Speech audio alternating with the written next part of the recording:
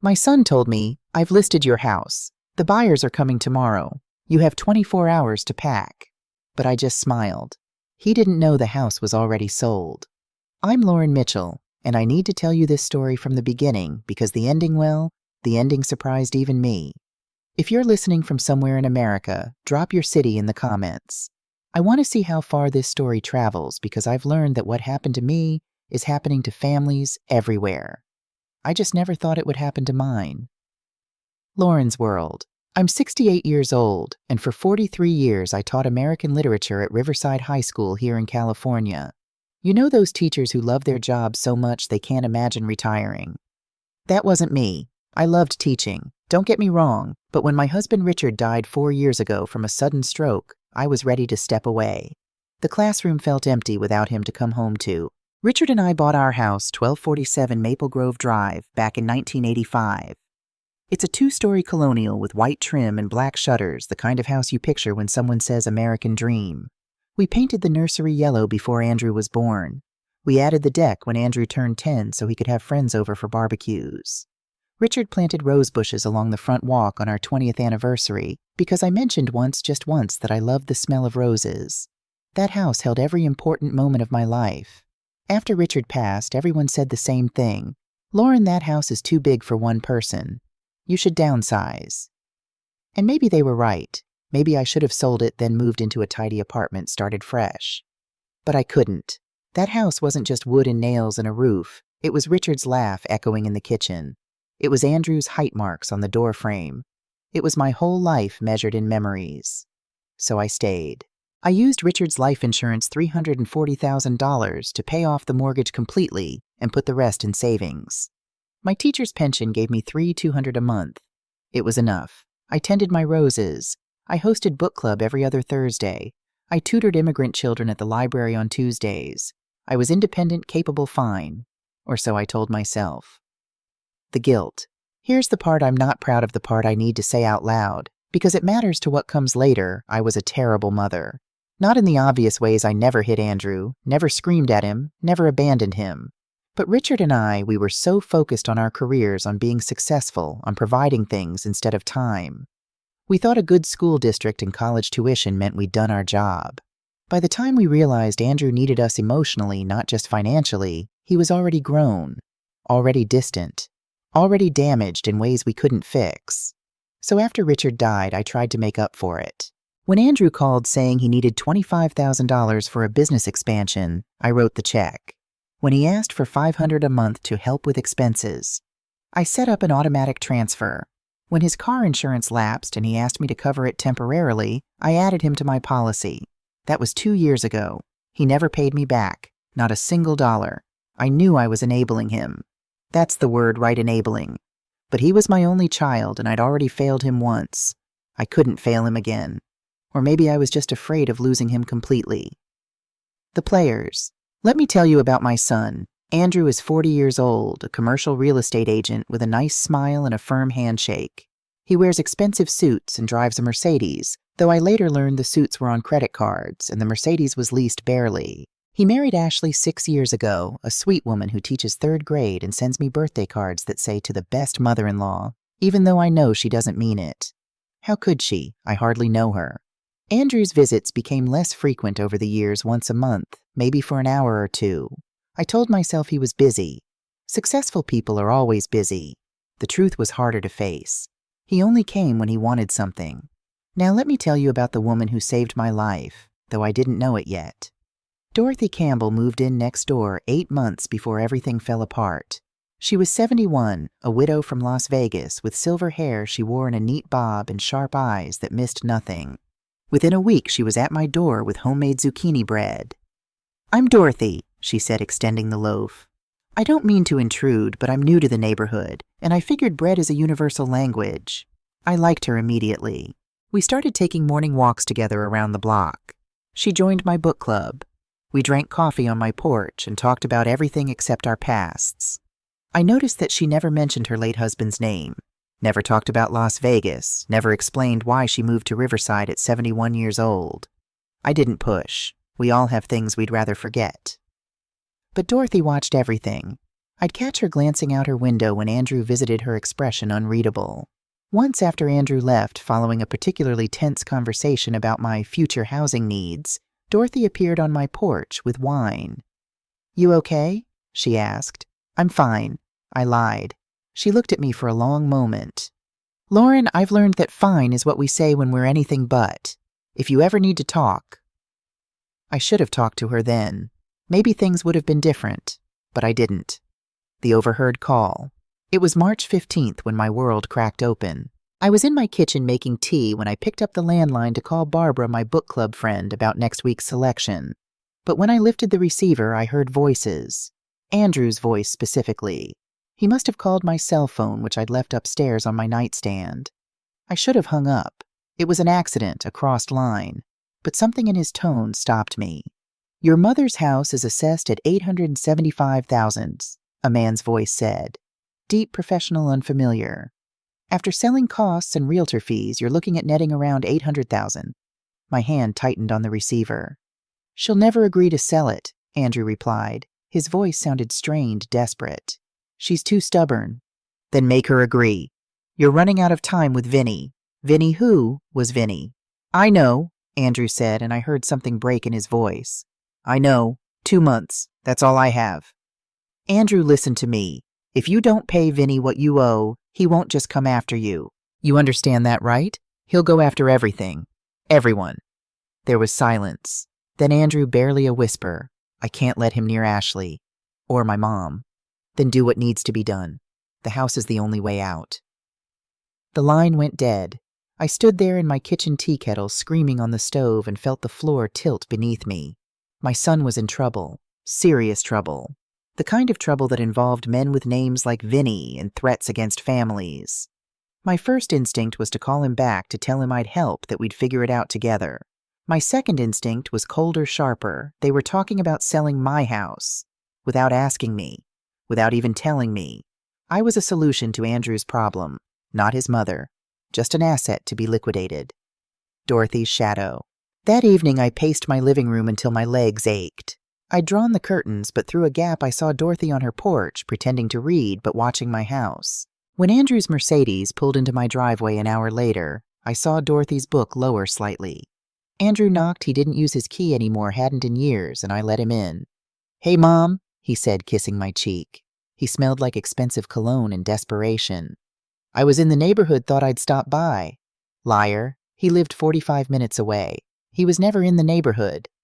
"That's nice, honey. I was just making dinner. Are you hungry?" "Actually, I can't stay long. Ashley's expecting me." He walked into the living room, and I watched him take in the space like he was appraising it, running his hand along the mantel, glancing at the crown molding. "But Mom, I wanted to talk to you about something." Here it comes, I thought. "I've been thinking about your situation here. This house, it's a lot for one person. All these stairs, the maintenance, the property taxes. I'm managing fine, Andrew. But what if something happened? What if you fell? I worry about you." He didn't worry about me. He worried about Vinny, about whoever Vinny was and whatever Andrew owed him. "I appreciate your concern," I said carefully, "but I'm perfectly capable." His jaw tightened. "Mom, I'm just trying to help. Have you thought about downsizing? There are some really nice senior communities." "I'm 68, not 98. I don't need a senior community." "Sunset Village has some beautiful studios. Independent living, but with support if you need it." I said no, Andrew. We stared at each other. In his eyes, I saw something I'd never seen before: calculation. He was running numbers, planning strategies, trying to figure out how to move me from obstacle to compliance. "Okay," he said finally. "Okay, but just think about it." For me, after he left, I stood at the window and watched his taillights disappear. Across the yard, Dorothy's porch light was on. She raised her coffee mug in a small salute. She knew. Somehow she knew something was wrong.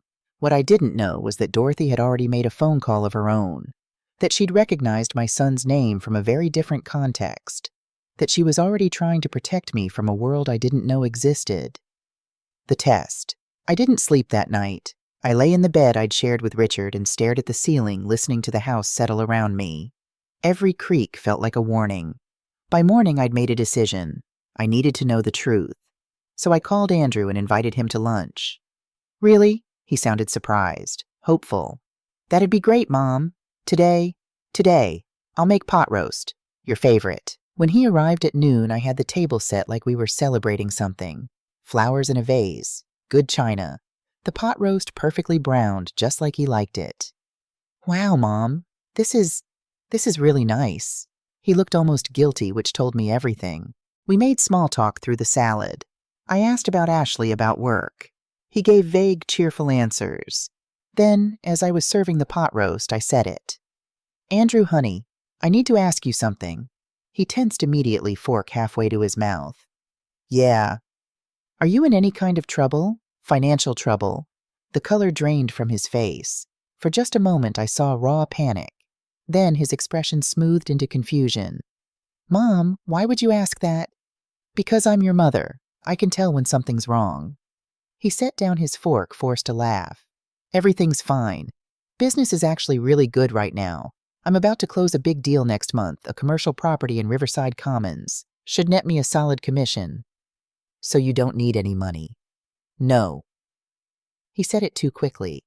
I mean, I always appreciate your help with the car insurance and stuff, but I don't need anything. Why? This was my moment. My chance to tell him I'd overheard everything. To offer help. To be the mother who saves her son. Instead, I said, because if you did need help, you could tell me. You know that, right? We could figure it out together. His eyes met mine. I watched him weigh his options. Truth or lie. Trust or deception.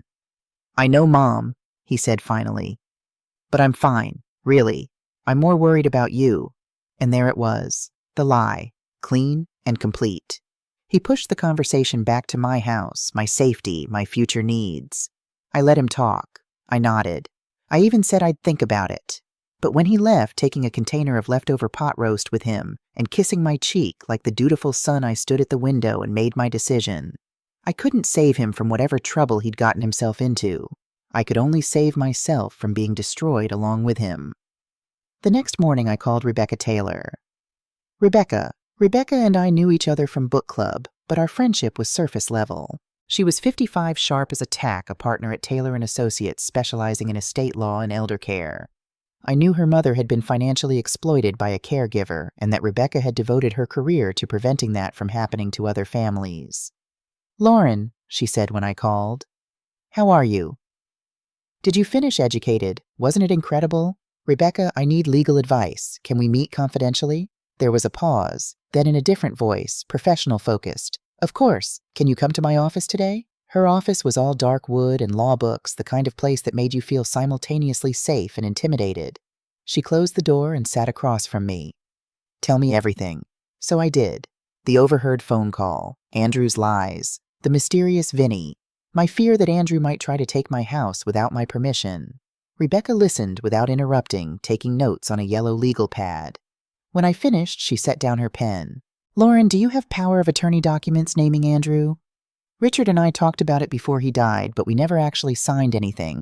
We kept saying we'd get around to it, and then I couldn't finish that sentence. Then legally, Andrew has zero authority over your affairs. He can't sell your house, can't access your accounts, can't make decisions for you. She leaned forward. But Lauren, if he's desperate enough and what you've described sounds like desperation, he might forge documents. He wouldn't, I started, but Rebecca held up her hand. I've seen it before. Good people do terrible things when they're backed into corners. We need to protect you. Proactively. She outlined a plan, execute proper power of attorney documents, naming her as my attorney, in fact explicitly excluding Andrew. Get a competency evaluation from a geriatric psychiatrist to prove I was of sound mind. Document everything. And, Lauren, I think you should consider selling the house yourself, before Andrew can act. My heart clenched. Sell my home? I know it's painful, but if you sell on your terms, you control the outcome. You get the money. You choose where to go next. Andrew can't manipulate what you no longer own. I looked out her office window at the riverside skyline. Somewhere out there was my house, my roses, my memories. Let me think about it, I said. But I already knew. Rebecca was right. That night I sat in Richard's study. I still called it his study, even though he'd been gone 4 years, and looked at our wedding photo on the desk.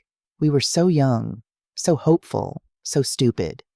"I'm sorry," I whispered to the photo. "I'm sorry I failed Andrew. I'm sorry I enabled him. I'm sorry I didn't see this coming." Richard's face smiled back at me, frozen in time, offering no answers. I picked up my phone and texted Jennifer Morgan, a realtor I'd met at a charity auction. "Jennifer, I need to sell my house. Quickly, quietly. Can we talk?" Her response came within minutes. "Absolutely. Tomorrow morning I have a client who might be very interested." My hands were shaking as I typed back, "Tomorrow works." And just like that, I'd made my choice. I was going to sell the house Richard and I built our life in. I was going to protect myself from my own son. I was going to survive this. What I didn't know was that Dorothy was making her own plans next door, that she'd already called her son in Phoenix a man I'd never met, that she'd said, "Find out how much Andrew Mitchell owes Vincent Calabrese. I need to know what we're dealing with." What I didn't know was that the stranger on the phone with Andrew, the man planning to buy my house, wasn't a stranger at all. He was Robert Hayes, Andrew's former business partner, and he had his own complicated history with addiction and recovery. What I didn't know was that Vinnie Vincent Calabrese was the kind of man who didn't forget debts or forgive them, and that his reach extended much further than I could have imagined. But I'd learn all of that soon enough. For now, all I knew was this. My son had lied to my face when I offered him a lifeline, and I wasn't going to let him drag me under with him. The house was going up for sale, and Andrew didn't know a thing about it. Jennifer Morgan arrived at my house at 9 the next morning, driving a sleek white Lexus and carrying a leather portfolio that probably cost more than my monthly pension. She was in her 40s, blonde professional, the kind of realtor who could sell ice to Eskimos, as Richard used to say. "Lauren," she said, shaking my hand firmly, "thank you for trusting me with this. Before we start, I need to ask you mention discretion. Are we talking about a family situation?" I appreciated her directness. "My son doesn't know I'm selling, and I need to keep it that way until the deal is done." She didn't blink. "Understood. I work with several private investors who value discretion. No MLS listing, no open houses, no yard sign. Just quiet conversations with serious buyers." She pulled out her iPad. "Your home is in excellent condition. Based on recent comparables in this neighborhood, I'd estimate $875,000 to $900,000. But for a quick private sale, we might need to price slightly under market. How quickly are we talking? If I make calls today, I could have an offer by end of week, closing in 60 to 75 days. 75 days. 2.5 months to pack up 40 years of life." "Do it," I said. Jennifer made 3 phone calls from my kitchen table. On the 3rd call, her eyebrows raised. "Really that fast?" She covered the phone. "Lauren, I have a developer who's very interested. He's been looking for properties in this area. He wants to make an offer today without even seeing it in person. He knows the neighborhood values." "Who is it?" "Hayes Development Corporation. Robert Hayes. He's legitimate. I've worked with him before. Renovates and flips high-end properties." Hayes. The name from Andrew's phone call. The man who'd told my son to do what needs to be done. My stomach turned. He's buying it for himself, not working with anyone else." Jennifer shrugged. "As far as I know, it's his company. Why?" I couldn't tell her I'd overheard a conspiracy. Not yet. "Just curious. What's his offer at $825,000? 75-day closing. All cash, no contingencies. He can close faster if you need." It was below market, but it was clean quick, and most importantly, it would be done before Andrew could act. "Tell him yes, but I have one condition: I stay in the house until closing day." "Done. I'll draw up the papers." After Jennifer left, I sat in my empty kitchen and felt the weight of what I'd just done. I'd sold the house where I raised my son, where I buried my husband's ashes in the rose garden. Even though he'd wanted to be scattered at sea, I couldn't let him go that far, where every wall held a memory. But memories don't keep you safe, and I was choosing safety. Dorothy's revelation. That afternoon, Dorothy appeared at my back door with a bottle of wine and a grim expression. "We need to talk," she said. I let her in and we sat at the kitchen table, the same table where Jennifer had just helped me sell my life away. Dorothy poured 2 generous glasses of Merlot and took a long drink before speaking. "Lauren, I haven't been completely honest with you." My heart sank. "What do you mean?" "When I moved here 8 months ago, I told you I was widowed. That was true. But I didn't tell you how I became a widow or why I left Las Vegas or—" She took another drink. or why I've been watching your house so carefully. Dorothy, you're scaring me. Good. You should be scared. She reached across and took my hand. My maiden name was Calabrese. I was married to Vincent Calabrese for 18 years. Do you know that name? I shook my head. Vinny runs a loan sharking operation out of Vegas in Southern California. He lends money to desperate people at criminal interest rates, and when they can't pay... She didn't finish. She didn't have to. How did you get away from him? I disappeared in the middle of the night with my son Tommy when he was 16. That was 12 years ago. We changed our names, moved 6 times. Vinny found us twice. The second time Tommy was old enough to go into witness protection, he testified against one of Vinny's associates. I just kept running. Her eyes met mine. I ended up here because it's far enough from Vegas, quiet enough to disappear. I thought I was safe. What does this have to do with me? Dorothy took a breath. 3 weeks ago, I saw your son Andrew visiting. He looked agitated. When he left, I heard him on his phone in the driveway. He said a name, Vinny. I only caught pieces of the conversation, but I heard enough. The wine turned sour in my mouth. You knew this whole time. I wasn't sure at first, but I called Tommy. He still has connections, people who owe him favors. He made some calls. Dorothy pulled out a piece of paper from her pocket. Lauren, your son owes Vincent Calabrese $140,000. The deadline to pay is June 15th. That's 62 days from now. The room spun. $140,000. There's more, Dorothy continued. Vinny knows Andrew has a mother with assets. He knows about this house. Andrew's plan, and I'm so sorry Andrew's plan was to sell your house and use the money to pay off the debt. How do you know this? Because it's exactly what Vinny does. He targets people with family. He makes it clear that if they don't pay, their loved ones suffer. He's threatened Andrew's wife, Ashley, and he's made it known that you're accessible. I thought I might throw up. So Andrew wasn't trying to help me downsize. He was trying to save himself. Yes, but Lauren, I need you to understand Vinny is dangerous. If Andrew doesn't pay, Vinny will hurt people. He'll start with Ashley, then move to you. That's how he works. He destroys families. Then I need to help Andrew. I need to— No! Dorothy's voice was sharp. If you give Andrew money, you're just feeding Vinny. The debt never ends. There's always more interest, more fees. Vinny doesn't want to be paid off. He wants permanent control. If you help Andrew once, you'll be helping him forever. I pulled my hand away. So what do I do? Let my son be killed. You protect yourself. You make it impossible for Vinny to get to you through Andrew, and you make Andrew face his consequences. It's the only way he'll ever get free. Dorothy's eyes were sad but firm. I know this is brutal, but I lived it. I know how this ends if you don't draw boundaries. We sat in silence. Outside, the afternoon sun made my roses glow. I'd planted most of them with Richard. We'd spent weekends choosing varieties, digging holes, arguing good-naturedly about spacing. I already sold the house, I said quietly. Dorothy's eyes widened. You what? This morning, to Hayes Development, closing in 75 days. Hayes, Dorothy set down her glass. Robert Hayes. You know him. I know of him. He's Andrew's former business partner. They had a falling out years ago. She pulled out her phone, typed quickly. Lauren. Oh no. Hayes is the one who introduced Andrew to Vinny. The room went cold. Hayes was a gambling addict. He got clean 8 years ago, turned his life around. But when he was using, Vinny was his dealer, not drugs, but gambling debts, high-stakes poker games. Hayes eventually got out, paid his debts, went legitimate. But she showed me her phone an article about Hayes Development. Andrew tried to partner with Hayes on a commercial deal 4 years ago. It went bad. Andrew lost money. He started gambling to try to win it back. And Hayes sent him to Vinny. Probably. Maybe Hayes thought he was helping. Addicts have strange logic sometimes. Dorothy looked at me. Did you tell Hayes you were selling? No. He made an offer through my realtor. He doesn't know I know anything. Then he thinks Andrew set this up.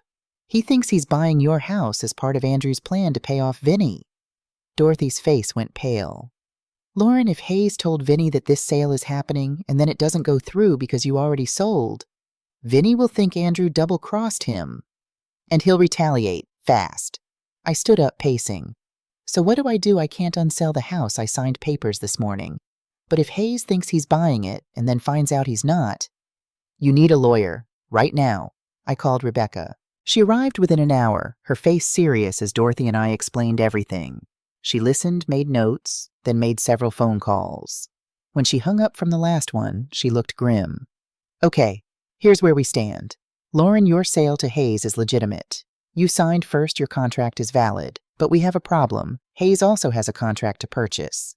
Jennifer submitted your acceptance this morning, but Hayes' attorney claims they had a verbal agreement yesterday.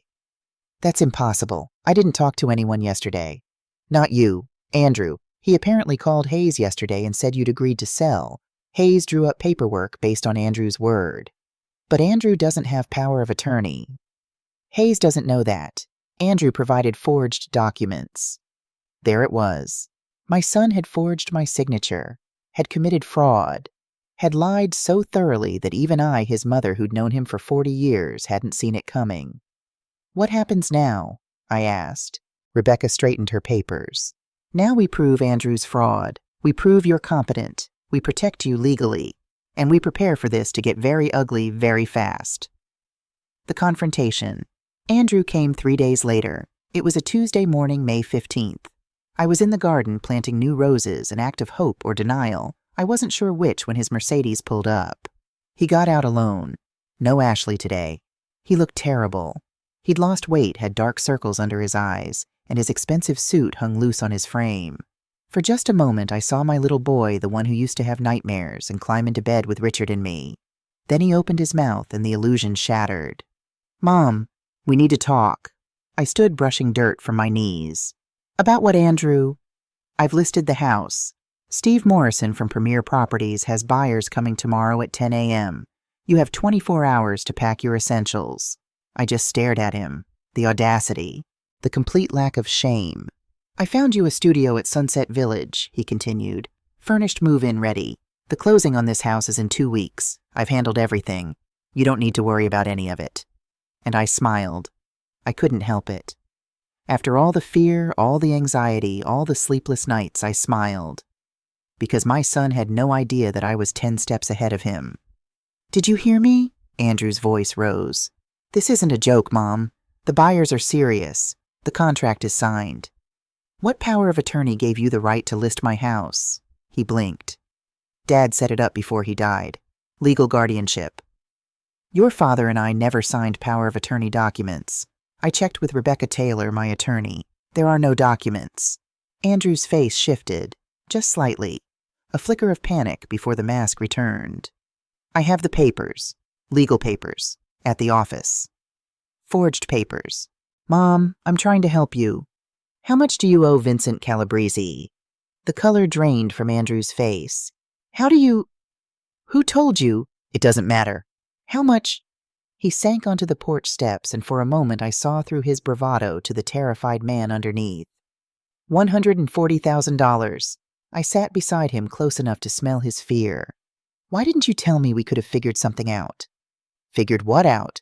His voice cracked. You don't have that kind of money. Your pension barely covers your bills. The house is the only asset worth anything. So you were going to steal it from me. It's not stealing if I was going to take care of you. Mom, you don't understand these people. They're not playing games. Last week they sent photos of Ashley at her school. Photos of you in your garden. He grabbed my arms. They're going to hurt her if I don't pay. They're going to hurt you. My blood went cold. They threatened me. Not directly, but Vinny made it clear. Everyone I love is a target.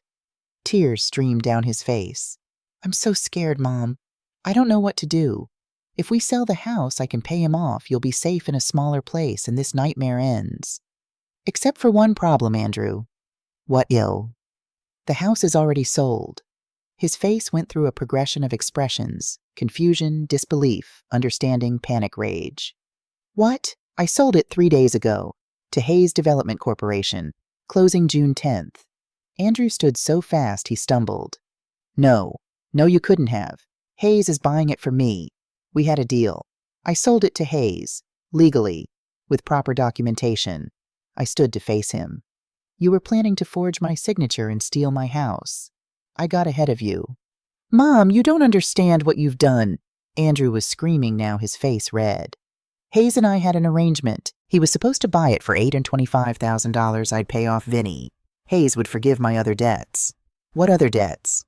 I owe Hayes $80,000 from a deal that went bad. This was supposed to fix everything. And you... He lunged toward me and I stepped back. Andrew, control yourself. Control myself, control myself. He grabbed my shoulders. Do you know what Vinny does to people who double-cross him? Do you know? Let go of your mother. We both turned. Dorothy stood at the fence line between our properties, her phone in her hand. Step away from her, Andrew. Now. This is family business. Andrew's hands dropped, but his whole body was shaking. Stay out of this. Dorothy walked toward us, calm and steady. Andrew Mitchell, I know exactly who you are, exactly what you owe, and exactly how much danger you're in. Who are you? Someone who knows Vincent Calabrese a lot better than you do. Dorothy reached the porch. I was married to him for 18 years. Andrew went pale. You're Vinny's wife. Ex-wife. Dorothy Calabrese. I changed my name to Campbell when I escaped. She looked at me. Lauren, go inside. I'm not leaving. Go inside. Lock the door. Call Rebecca. Now. Something in her voice made me obey. I went inside, locked the door, and immediately called Rebecca. Through the window, I watched Dorothy and Andrew on my front lawn talking intensely. Andrew's body language shifted from aggressive to defensive to something like despair. Then a car pulled up. A white Lexus, Jennifer Morgan, and behind her, a black Mercedes SUV. The triangle. Robert Hayes stepped out of the Lexus. He was older than I'd expected, maybe 55, with gray at his temples, and the kind of face that had seen hard times and come through them. He wore khakis and a polo shirt, not the slick suit I'd imagined. Andrew, he called, you weren't answering your phone. He stopped when he saw Dorothy, then me watching from the window. Mrs. Mitchell, I'm Robert Hayes. We haven't met formally, but I'm buying your house. I opened the door. I know who you are, Mr. Hayes. Great, I wanted to come by and introduce myself, maybe talk about the timeline. He looked at Andrew, whose face was twisted in anguish. Andrew, what's wrong? Did you tell her about our arrangement? She already sold it, Andrew said. She sold it to you 3 days ago. Hayes blinked. I don't understand. The contract I signed yesterday was based on forged documents, I said, stepping onto the porch. My son doesn't have power of attorney. He forged my signature. Whatever contract you think you have, it's fraudulent. Hayes's face went through the same progression as Andrew's had. Andrew, tell me you didn't. I had to. You said you'd help me. You said if I got Mom to sell, you'd handle everything. I said I'd help you if she agreed to sell. If you convinced her I didn't say forge her signature and commit fraud. Hayes turned to me. Mrs. Mitchell, I am so sorry. I had no idea. You introduced my son to Vincent Calabrese, I interrupted. You sent him to a loan shark. Hayes flinched. I was trying to help. I'm a recovering gambling addict. I've been sober 8 years. When Andrew came to me with money problems, I thought maybe if Vinny saw what that world was really like, it would scare him straight. I didn't know he'd actually borrow from him. Well, he did. $140,000. Jesus, Andrew. Hayes ran his hand through his hair. I told you to get help. I told you about GA, about treatment. I didn't need treatment. I needed money, and you promised. The black SUV's doors opened. 3 men stepped out. The one in front was older, maybe 60, wearing an expensive suit and the kind of smile that made your blood freeze. Behind him, 2 younger men in tight shirts that showed off muscles meant for intimidation. Dorothy went rigid beside me. Vincent. The man's smile widened. Dottie. Been a long time. This was Vincent Calabrese. This was Vinny. And he was standing in my front yard. Climax 1, the breaking point. Well, Vinny said, walking toward us with the casual confidence of someone who'd never been afraid of anything in his life. Quite the family reunion we got here. Andrew, my boy, you've been avoiding my calls. Andrew's voice shook. I was going to call you today. The sale is happening. I just need... The sale ain't happening, Vinny interrupted. Because according to my guy at the title company, your mama sold this house 3 days ago to Mr. Hayes here, which means either you're stupid or you're trying to play me. I didn't know. She didn't tell me. Vinny turned his cold eyes to me. Mrs. Mitchell, pleasure to meet you. Your son owes me $140,000. Plus interest, we're looking at about $180,000 now. He checked his watch 30 days to pay. After that, well, bad things happen to people who owe me money. I found my voice. That's between you and Andrew, not me. See, that's where you're wrong. Andrew used you as collateral. He said, Vinny, my mom's got a house worth almost $1 million. I can pay you from that.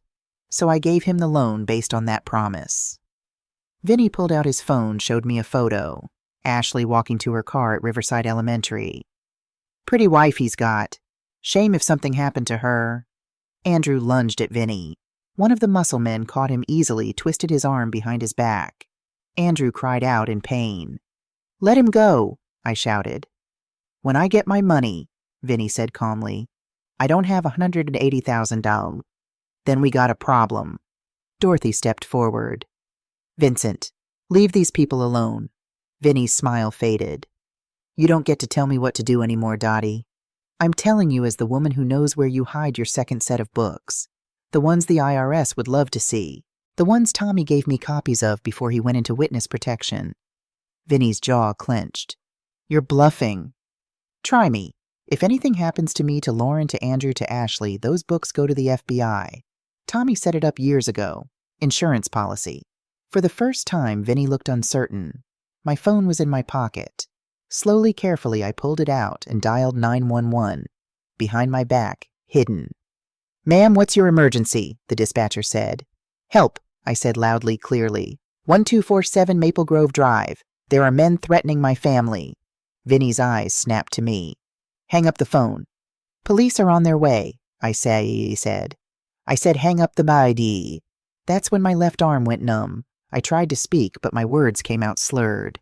The phone slipped from my hand. The world tilted sideways. I heard Andrew scream, Mom! I felt Dorothy catch me as I fell. I saw Vinny's face above me, and for just a moment something like concern crossed it. Then sirens. So many sirens. Then darkness. Hospital. I woke up to beeping machines and the smell of antiseptic. A hospital room. Andrew was in a chair beside my bed, his head in his hands. When he heard me stir, he looked up. His face was devastated. Mom, he whispered. Mom, I'm so sorry. I'm so sorry. I tried to speak. My mouth felt wrong, my tongue thick. What happened? You had a stroke. A TIA, a mini-stroke. Stress-induced. His voice broke. I did this. I almost killed you. A nurse came in, checked my vitals, adjusted my IV. Mrs. Mitchell, you're going to be fine. The stroke was mild and you got to the hospital quickly. Dr. Bradford is on his way to see you. After she left, Andrew and I sat in silence. Finally, I managed, where's Dorothy? In the waiting room, with Rebecca. The police arrested Vinny and his guys. Dorothy testified. They're charging him with extortion and making terroristic threats. Andrew's hands were shaking. Ashley's here too. She came when Rebecca called. You're not arrested? Not yet. Rebecca convinced them I'm not a flight risk. But Mom, he looked at me with eyes full of anguish. I forged your signature. I tried to steal your house. I put you in danger. I'm going to prison. No, I said, though my voice was weak. We'll figure it out.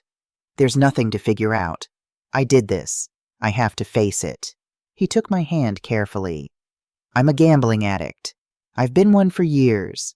Ashley didn't know how bad it got. You didn't know. I lied to everyone, including myself. Why? Because I'm weak. Because I thought I could win it all back. Because I'm my father's son, and I was supposed to be successful, and instead I'm just... He couldn't finish. I squeezed his hand with what little strength I had. You're my son, and you're sick. Addiction is a disease. It's also a choice. I chose to gamble. I chose to lie. I chose to put you in danger. He stood up. Rebecca's going to help you with everything. The house sale will go through. You'll be taken care of. And I'm going to get help. Real help. Even if it's in prison. The door opened. Ashley stood there, her eyes red from crying. When she saw me awake, she ran to the bedside. Lauren, oh my God. I'm so sorry. I didn't know. I swear I didn't know it was this bad. I looked at my daughter-in-law, this good woman who'd been caught in my son's web of lies, and felt my heart break for her, too. I know, sweetheart, I know. Andrew stood. I should go. Let you rest. Andrew, I said. He turned back. Get help, real help. Don't go to prison. Go to treatment. I don't deserve. It's not about deserve. It's about getting better. I looked at him through my exhaustion and fear and pain. You're still my son. You're still the little boy who brought me dandelions and called them flowers. That person is still in there somewhere. Find him. Andrew nodded, tears streaming down his face, and left. Ashley stayed. She held my hand while I fell back asleep, and in my dreams I saw my house on Maple Grove Drive. Empty now, waiting for new owners, new memories, new life. My home was gone, but I was still here. And somehow that had to be enough. I spent 3 days in the hospital. Dr. Bradford, a kind man in his 60s who specialized in geriatric care, told me I was lucky. The TIA was a warning, not a sentence. With medication, stress management, and lifestyle changes, I'd be fine. But Mrs. Mitchell, he said gently, another event like what triggered this stroke, and you might not be so fortunate. You need to eliminate the sources of stress in your life. The source of stress was currently sitting in county jail, waiting to see if I'd press charges. Rebecca came every day. On the 3rd day, she brought papers. Lauren, the district attorney, wants to prosecute Andrew for forgery and fraud. But as the victim, you have significant influence. If you want to drop the charges, she paused. Though I should tell you, even without your cooperation, they have enough evidence to move forward. The forged power of attorney witness testimony documented intent. What happens if I drop them? Probably probation, mandatory treatment for gambling addiction, restitution, he'd have to pay back your legal fees. And if I don't drop them, 18 months to 3 years in prison, followed by probation and treatment. I looked out the hospital window at Riverside stretched below me. Somewhere out there, Andrew was in a cell. Ashley had filed for separation and moved to her sister's in San Diego. Hayes had withdrawn his purchase offer, embarrassed and apologetic. My house would close with a different buyer. Rebecca had found a young couple with twin babies who sent me photos of their family and wrote, "We promise to love this house the way you did." What do you think I should do? I asked Rebecca. She sat down, choosing her words carefully. I think Andrew needs treatment more than punishment. But I also think you've spent 40 years protecting him from consequences. At some point he has to fall. The question is, does he fall into prison or into recovery? That night Dorothy visited. She brought soup from a Chinese restaurant nearby and sat beside my bed while I picked at the wonton. How are you holding up? She asked. I don't know how to be a mother anymore. If I help him, I'm enabling. If I don't help him, I'm abandoning him. Dorothy was quiet for a long moment. Then she said, When I left, Vincent Tommy was 16. He begged me to give his father another chance. Said family sticks together. Said I was being selfish. She stirred her own soup absently. I told him that love without boundaries isn't love, it's self-destruction. Vincent had 1,000 chances. He chose violence every time. Andrew isn't violent. No, but he's drowning and he's trying to drag you under with him. Dorothy met my eyes.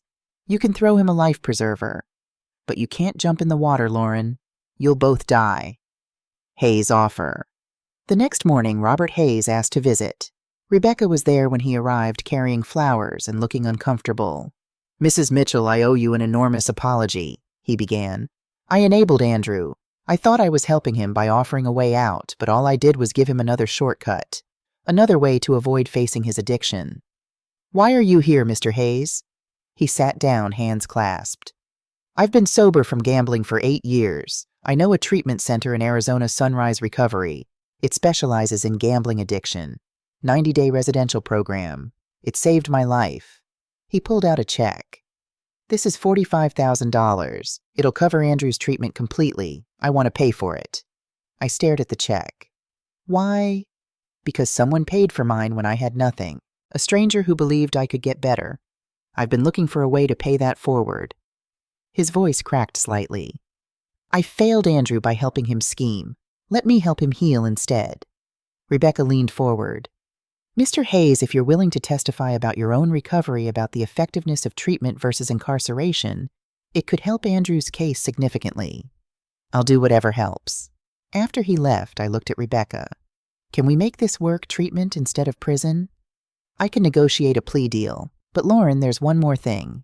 She pulled out more papers. Your house closes in 2 weeks. After closing costs, you'll net $815,000. You told me you wanted to buy something smaller. But what about the rest? I thought about Andrew's gambling, his lies, his desperation. I thought about Dorothy escaping Vincent. I thought about Robert Hayes, 8 years sober, still trying to make amends. I want to create a fund, I said slowly, for gambling addiction treatment, people who can't afford it. Rebecca smiled. How much? $200,000. I'll match Hayes $45,000. We'll call it the Second Chances Fund. The courtroom. The plea hearing was held on June 25th in Judge Margaret Donnelly's courtroom. Andrew sat at the defendant's table in an orange jumpsuit, his lawyer a young public defender named Thomas Wright beside him. I sat in the gallery with Dorothy, Rebecca, and surprisingly Ashley. She'd driven up from San Diego that morning. I'm not staying, she'd told me in the hallway. I'm not taking him back, but I want him to get better. For himself. The prosecutor presented the evidence, forged documents, phone records, witness statements. Then it was Andrew's turn to speak. He stood, his voice shaking. Your Honor, I have no excuse. I lied to my mother. I planned to steal from her. I told myself I was protecting my family, but really I was protecting my addiction. He looked at me, tears streaming down his face. I've lost my wife. My mother almost died because of me. I don't deserve mercy. But I'm asking for a chance to become someone who does. Judge Donnelly turned to me. Mrs. Mitchell, would you like to make a victim statement? I stood on unsteady legs and walked to the podium. The courtroom was silent. My son broke my heart, I began. He broke my trust. He nearly broke my life. But addiction is a disease, and I've learned that helping someone doesn't mean protecting them from consequences. It means giving them tools to fight what drove them to hurt others. I took a breath. I've set up a trust fund, $200,000 for Andrew's treatment and recovery. He can only access it if he completes a 90-day program and maintains 1 year of sobriety. Additionally, I looked at Robert Hayes in the gallery. Mr. Hayes has generously offered to pay for Andrew's treatment. Together, we're creating something called the Second Chances Fund. Starting with $245,000, it will help people with gambling addiction who can't afford treatment. The courtroom murmured. If my son's suffering can prevent even one other family from going through this, I continued, then maybe there's purpose in this pain. I'm asking the court to give Andrew what I couldn't, accountability with compassion. Judge Donnelly was quiet for a long moment. Then she spoke. Mr. Mitchell, I'm sentencing you to 3 years probation with the following conditions: 90-day residential treatment at Sunrise Recovery Center, 5 years of Gamblers Anonymous attendance and restitution of $15,000 to your mother for legal fees. Failure to complete treatment results in 18-month prison sentence.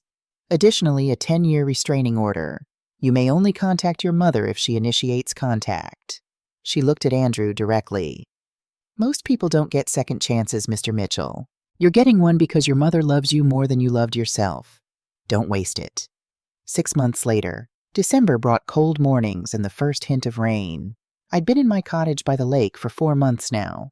2 bedrooms, a small garden where I'd planted 12 rose bushes, one for each month of recovery, mine and Andrew's. Dorothy lived next door. Jenny, a nursing student, rented my second bedroom. My book club met every Thursday. The Second Chances Fund had helped 6 people enter treatment. Andrew sent letters. I read them all, but hadn't responded yet. Week 12. I graduate tomorrow. I've been sober 90 days. First time in 10 years. Week 16. I'm working at Sunrise as a counselor trainee. Helping others helps me stay sober. Week 24. I'm 6 months clean, Mom. I think about you every day.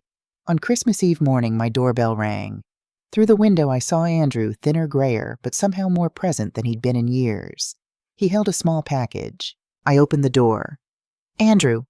Mom, I know I'm not supposed to be here without permission, but it's Christmas, and He held out the package. I just wanted to give you this. Inside was a hand-carved wooden rose. I made it in woodworking therapy. It's not much, but you remembered. I love roses. I remember everything, Mom, including everything I destroyed. I stepped aside. Come in, just for coffee. We sat at my kitchen table. Awkward silence. Then Andrew said, Ashley's engaged to someone else. I'm sorry. Don't be. She deserves someone whole. He looked at me. I don't want the trust fund. Give it to the Second Chances Fund. Andrew, I need to earn my own way, not live off your forgiveness. We talked for an hour. When he left, he hugged me carefully like I might break. Can I call you next week? He asked. Yes, I'd like that. New Year's Day. I planted the wooden rose in my garden's center, weatherproofed and lasting. Dorothy found me there. New year, new life, she asked. Something like that. I looked at my 12 rose bushes at my cottage at the lake beyond. I lost my house, but I found myself. Inside, my phone rang. Andrew's name on the screen. I picked up. Happy New Year, son. Happy New Year, Mom. I'm still sober. I know. I'm proud of you. Silence. Then, can I call again next week? Yes. I'd like that very much. I hung up and looked at Dorothy. Think you'll make it? I don't know, but you will, and that's what matters. She was right. My home was gone, but I was still here, building something new from the ashes of what was, and somehow that was enough.